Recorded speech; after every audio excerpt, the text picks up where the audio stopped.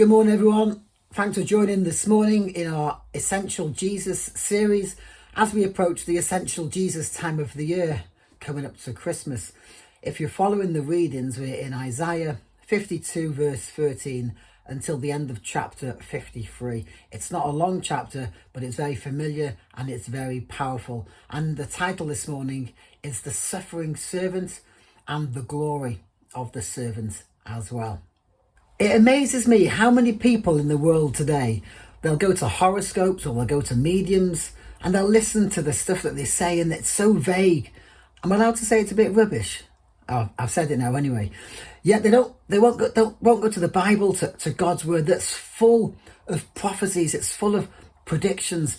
And this prophecy was written 700 years before Jesus was born. And this passage, it describes in detail about crucifixion and what Jesus did on the cross.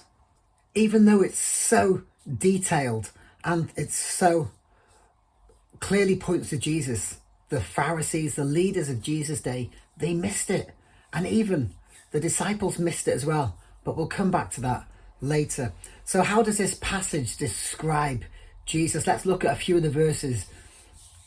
His appearance was so disfigured beyond that of any human being, and his form marred beyond human likeness. He was oppressed and afflicted, yet he did not open his mouth. He was like a lamb to the slaughter. And as a sheep before its shepherd is silent, so he did not open his mouth. Does that not remind us of Jesus when he was stood before Pilate and he chose not to give an answer against all the people that were accusing him when he had every right to defend himself? These verses, they describe a suffering servant. And these verses, though they describe a suffering servant, they also go on to describe a suffering servant who's going to pay for the sins of others. It says this, but he was pierced for our transgressions. He was crushed for our iniquities. The punishment that brought us peace was on him, and by his wounds we are healed. He was pierced for our transgressions. These verses were written before crucifixion was even invented. Hundreds of years before it was invented. How could Isaiah know and describe it like this? Because God knows the future.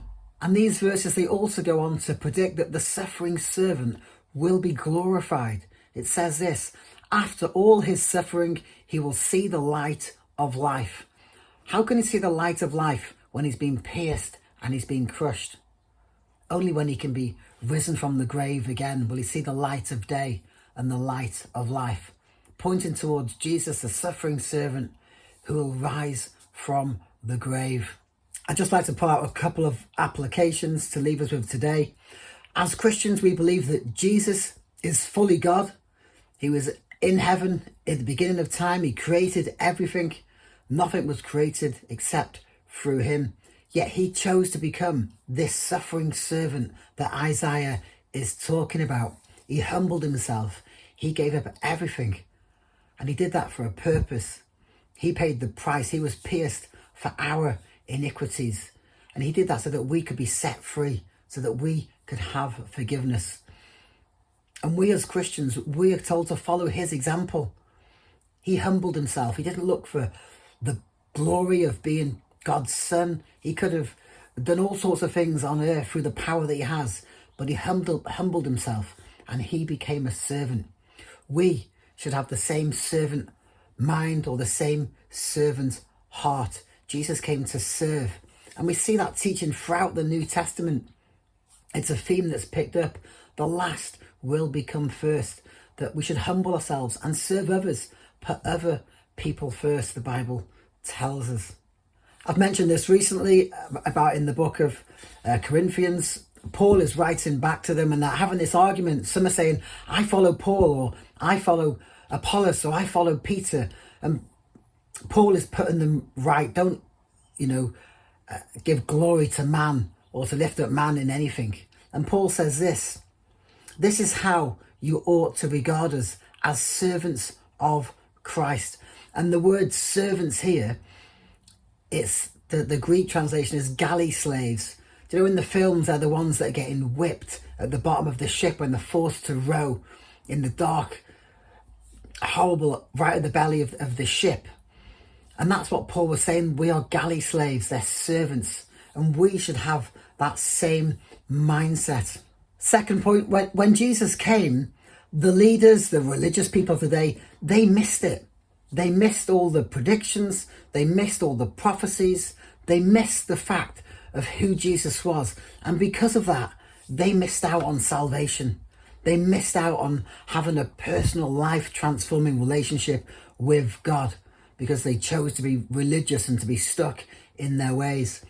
But also the early disciples missed it as well. They were a bit slow in figuring it out. Right up until Jesus went to heaven, they was expecting him to kick out the Romans and to become an earthly king and to have an earthly kingdom.